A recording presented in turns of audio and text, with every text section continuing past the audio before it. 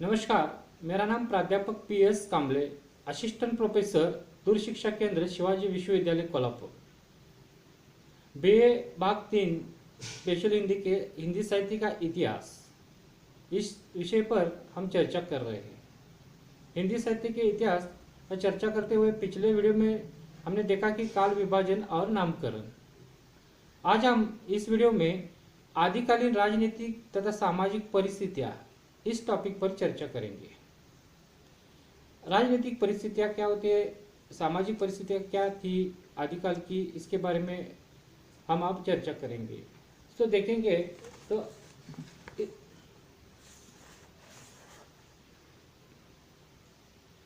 ये इसके पॉइंट है।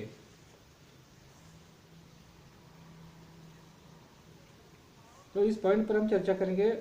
पहला हम चर्चा करेंगे राजनीतिक परिस्थितियों पर। पहला पॉइंट है, बिंदु है अव्यवस्था, ग्रह कलह और पराजय का युग। राजनीतिक दृष्टि से आदिकाल का युग पतन काल है। यह युग अव्यवस्था, ग्रह कलह और पराजय का युग है। एक ओर मुसलमानों के आक्रमण होते रहे, तो दूसरी ओर देश के राजा आपस में लड़ते रहे। देखो, दोनों तरफ से बाहर से मुसलमानों का आक्रमण हो रहा था और अपने देश के यहाँ के जो राजा थे वो आपस में लड़ रहे थे। सिंध को प्रवेश द्वार बनाकर मुसलमानों ने आक्रमण होते रहे। दूसरी ओर हिंदू राजा परस्पर लड़ने में ही अपनी शक्ति नष्ट कर रहे थे। ग्रह कलह के कारण राजाओं की शक्ति नष्ट हो गई और उन्हें पराजित होना पड़ा। चारों ओर युद्धों का वातावरण था, यानी कि अव्यवस्था, ग्रह कलह और पराजय का ये युग था, क्योंकि चारों ओर युद्ध का वातावरण था। दूसरा पॉइंट बिंदु है केंद्रीय सत्ता का ह्रास और छोटे छोटे राज्य। केंद्रीय सत्ता का ह्रास और छोटे छोटे राज्य। सम्राट हर्षवर्धन के निधन के पश्चात उत्तरी भारत में केंद्रीय सत्ता का ह्रास हो गया। अनेक छोटे छोटे राज्य स्वतंत्र हो गए। वे आपस में लड़ते रहे। मुसलमानों ने एक एक राजा को पराजित किया और अपने साम्राज्य का विस्तार किया। उस युग में 3 शक्तिशाली राज्य थे। दिल्ली में तोमर, अजमेर में चौहान और कन्नौज में गाहवान। तीनों आपस में लड़ते रहे, एकत्रित होकर विदेशी आक्रमण का सामना नहीं किया। विदेशी आक्रमणों के सामने इन्हें पराजित होना पड़ा। हर्षवर्धन सम्राट के निधन के पश्चात उत्तरी भारत में एक केंद्रीय सत्ता थी, वो ह्रास हो गई। अनेक छोटे छोटे स्वतंत्र राज्य हो गए और आपस में लड़ते रहे। लड़ने से उनकी जो शक्तियाँ थी बढ़ गई और आपस में लड़ने से यहाँ पर मुसलमानों ने एक एक राजा को पराजित किया। जो आक्रमण बाहर से आ रहे थे मुसलमानों का, उन्होंने एक एक राजा को पराजित किया और अपने साम्राज्य का विस्तार किया। इस युग में 3 शक्तिशाली राज्य थे। दिल्ली में तोमर, अजमेर में चौहान और कन्नौज में गाहवान। तीनों आपस में लड़ते रहे, एकत्र विदेशी आक्रमण का सामना नहीं किया और विदेशी आक्रमण के सामने उन्हें पराजित होना पड़ा। तीसरा पॉइंट है महमूद गजनबी और शाहबुद्दीन गौरी के आक्रमण।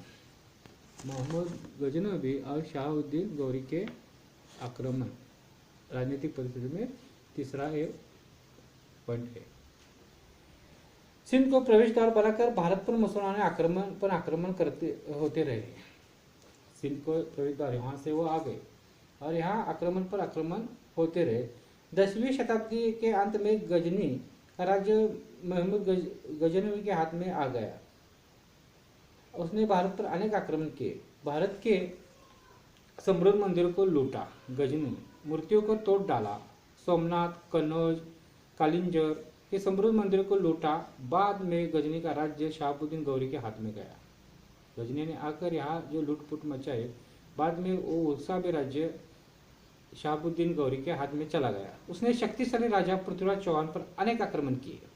अनेक बार शाहबुद्दीन गौरी पराजित हुआ। में अंत में पृथ्वीराज चौहान पर पराजित हुआ और इस तरह उत्तर भारत में धीरे धीरे मुसलमानों के राज्य का विस्तार होता गया। देखो तो यहाँ के जो मोहम्मद गजनी और शाहबुद्दीन गौरी के आक्रमण से यहाँ के मंदिर की लूटपाट हो गई। जो शक्तिशाली राजा पृथ्वीराज चौहान थे, उन पर गौरी ने बहुत से सारे आक्रमण किए और अंत में वो पराजित करके उत्तर भारत में मुस्लिम राज्य का विस्तार हो गया। और चौथा पॉइंट है, बिंदु है, संकुचित राष्ट्रीयता की भावना। संकुचित राष्ट्रीयता की भावना राजनीतिक परिस्थिति में चौथा और अंतिम जो पॉइंट है, मुद्दा है, संकुचित राष्ट्रीयता की भावना। उस युग में संकुचित राष्ट्रीयता की भावना थी। प्रत्येक राजा अपने छोटे राज्य को ही राष्ट्र मानता था, अपने में मग्न थे, अपना ही राज्य सब कुछ है ऐसा मानता था। यही कारण है कि विदेशी आक्रमणों का एकत्रित होकर सामना नहीं किया गया। सभी राज्य के राजा आपस में लड़ते रहे और एक एक करके पराजित होते गए। तो निष्कर्ष रूप में आप कह सकते हैं कि कहा जाता है कि आदिकाल का युग भारतीय इतिहास का पतन काल है। हिंदू सत्ता के धीरे धीरे समाप्त होने और मुसलमान सत्ता के उदय होने की कहानी है। इस राजनीतिक परिस्थिति का आदिकाल के साहित्य पर प्रभाव पड़ा। ये राजनीतिक परिस्थितियाँ थी। उनके जो पॉइंट्स है, मुद्दे हैं, तो 4 है। अव्यवस्था, ग्रह कलह और पराजय का युग, केंद्रीय सत्ता का ह्रास और छोटे छोटे राज्य, महमूद गजनवी और शाहबुद्दीन गौरी के आक्रमण, संकुचित राष्ट्रीयता की भावना। अब सामाजिक परिस्थितियाँ क्या थी, ये देखिए। इस 4 पॉइंट पर हम इस पर चर्चा करेंगे। सामाजिक परिस्थितियाँ जो क्या है, रूढ़िग्रस्त समाज, जाति व्यवस्था के कठोर बंधन, राजा, सामंत और सामान्य जनता, नारी के प्रति दृष्टिकोण, इस 4 मुद्दों पर हम इस सामाजिक परिस्थिति पर चर्चा करेंगे। पहला है रूढ़िग्रस्त समाज। तत्कालीन रूढ़िग्रस्त धर्म की तरह समाज भी रूढ़िग्रस्त हो गया था। परंपरा रूढ़ी समाज में चलती थी। समाज में अनेक रूढ़ियां और अंधविश्वास फैले थे उस युग में, आदिकाल में। सामंती वीरता और वंश कुलीनता का बोलबाला था। राजपूत जाति अपनी वीरता और बलिदान के लिए प्रसिद्ध थी। वहाँ राजपूत नारियों की जौहर प्रथा प्रसिद्ध थी। उस युग के समाज में स्वयंवर प्रथा एवं बहुपत्नी प्रथा भी प्रचलित थी। यानी कि समाज पूरी तरह से रूढ़िग्रस्त था, अंधविश्वास उसमें फैला हुआ था। राजपूत राजा थे, वीरता थे, वीर थे, उनमें नारियों में जौहर प्रथा का भी प्रचलन था। और उस युग में बहुपत्नी, अनेक एक राजा अनेक पत्नियां, अनेक स्त्रियों के साथ विवाह करता था। इस तरह के वहाँ का जो आदिकाल का सामाजिक स्थिति थी, रूढ़िग्रस्त समाज थी। दूसरा पॉइंट है, मुद्दा है, जाति व्यवस्था के कठोर बंधन थे। जाति व्यवस्था के कठोर बंधन थे। दूसरे पॉइंट, जाति व्यवस्था के बंधन कठोर हो गए थे। जाति गुण और कर्म के आधार पर न होकर वर्ण के आधार पर मानी जाने लगी थी। जाति कर्म पे, किसी के गुणवत्ता पर नहीं तो वर्ण के आधार पर मानी जाएगी। एक ही जाति की अनेक उपजातियां होने लगी। छुआछूत के नियम भी कड़े होते गए। हिंदू जाति की पाचन शक्ति पर यही ह्रास हो चुका था। यानी कि जाति व्यवस्था के बंधन कठोर हो गए। आदिकाल में छुआछूत शुरू हो गई और एक जाति के अनेक जातियों में निर्माण हो गया। इस तरह के जाति व्यवस्था के बंधन कठोर थे। तीसरा पॉइंट है, मुद्दा है, राजा, सामंत और सामान्य जनता। राजा, सामंत और सामान्य जनता, एक तीसरा मुद्दा है। राजा और सामंतों का जीवन विलासमय और भोग प्रधान था। वो अपने विलास में, ऐश में राजा और जो सामंत लोग थे लगे थे। राजा बहुपत्नी थे, यानी उनकी अनेक पत्नियां थी। उनका अधिकांश समय अंतपुर में पत्नियों, उपपत्नियों तथा रक्षिताओं के साथ बीतता था। बहुपत्नियों ने कारण उनका ज्यादातर समय पत्नियों के साथ ही बीतता था। राजकुमारों, अमीरों के लिए शिक्षा की व्यवस्था थी।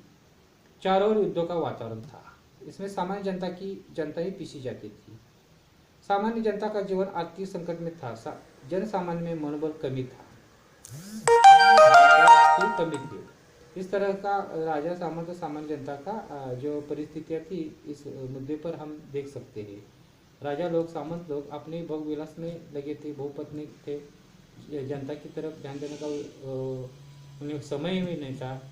और जो शिक्षा व्यवस्था थी, अमीर लोगों की, उनके राजकुमारों, सामंत लोगों के राजकुमारों तक ही थी। जन सामान्य के लिए कोई भी व्यवस्था नहीं थी। आर्थिक संकट से वो जूझ रही थी और इस कारण उनका सामान्य जन का मनोबल भी कमी हो गया था। अंत का मुद्दा है, पॉइंट है नारी के प्रति दृष्टिकोण। नारी के प्रति दृष्टिकोण, सामाजिक परिस्थितियाँ आदि करके 4 नंबर का पॉइंट मुद्दा है नारी के प्रति दृष्टिकोण। उस युग के समाज में नारी के प्रति उदात्त दृष्टिकोण नहीं था। इस तरह का वातावरण होगा, युद्ध का वातावरण, रूढ़िगत समाज, जाति व्यवस्था, कटुबंधन, तो नारी के प्रति भी उसका दृष्टिकोण उदात्त नहीं था। नारी को केवल भोग और विलास की सामग्री समझा जाता था, उसे कोई सामाजिक महत्व नहीं था। नारी की प्राप्ति के लिए युद्ध हो जाते थे। इस सामाजिक अव्यवस्था का चित्र तत्कालीन हिंदी साहित्य में पूर्ण रूप से चित्रित हुआ है। तत्कालीन काव्यों के अध्ययन से उस समय की सामाजिक दशा के रासोन्मुख होने का पता चलता है। इस तरह आदिकाल की जो सामाजिक परिस्थितियां हैं, हमने 4 राजनीतिक 4 मुद्दे और सामाजिक परिस्थितियों के 4 मुद्दे, इन 8 मुद्दों पर देखा है। आदिकाल राजनीतिक परिस्थितियाँ कैसी थी, तो एक पहला मुद्दा है अव्यवस्था, ग्रह कलह और अव्यवस्था, ग्रह कलह और पराजय का युग। दूसरा है मुद्दा है केंद्रीय सत्ता का ह्रास और छोटे छोटे राज्य। तीसरा है महमूद गजनवी और शहाबुद्दीन गौरी के आक्रमण। और चौथा है संकुचित राष्ट्रीयता की भावना। और उस तरह से सामाजिक परिस्थितियों के मुद्दे है, पहला है रूढ़िग्रस्त समाज, दूसरा है जाति व्यवस्था की कठोर बंधन, तीसरा है राजा, सामंत और सामान्य जनता, और चौथा है मुद्दा नारी के प्रति दृष्टिकोण।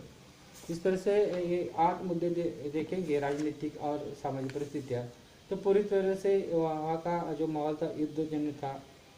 उसमें राष्ट्रीय छोटे छोटे राज्यों में छोटे छोटे राज्य राष्ट्रीयता की भावना नहीं थी और छोटे छोटे राज्य आपस में बट गए थे। और जो राजा थे एक दूसरे से साथ लड़ने में अपना समय बिताते थे, इसलिए उनकी शक्ति बढ़ गई थी। इसलिए बाहर से मुसलमान ने आक्रमण करके यहाँ उन पर सत्ता स्थापित की। और उसका समाज माहौल था रूढ़िग्रस्त था, जाति व्यवस्था के बंधन कठोर हो गए, राजा और सामंत लोग अपने भोग विलास में थे। नारी के प्रति दृष्टिकोण पूरी तरह से भोग और विलास के लिए नारी का स्थान था, कोई भी समाज में उसका स्थान नहीं था। और नारी के लिए भी वहाँ के युद्ध होते। इस तरह से हमने आदिकालीन परिस्थिति, सामाजिक राजनीतिक और सामाजिक परिस्थितियों पर इस वीडियो में चर्चा की। आगे की वीडियो में हम जो आदिकाल का नामकरण है उस पर चर्चा करें। धन्यवाद दोस्तों।